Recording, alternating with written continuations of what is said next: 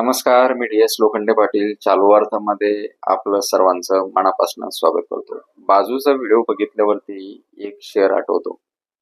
ते अजय देवगणच्या कोणत्या तरी पिक्चर मधला हा शेर आहे. अपनों ने अपनों से लूटा, गैरों में कहा दम था, जहां थी छोटू सी डोबी वहां पे पाणी कम था. तसंच आहे.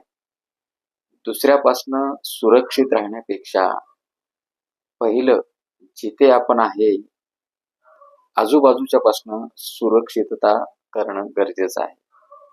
सांगण्याचं तात्पर्य या व्हिडिओवरनं एकच आहे की नेहमी शत्रूकडनंच धोका असतो असं नाही. इतिहास गवाह आहे.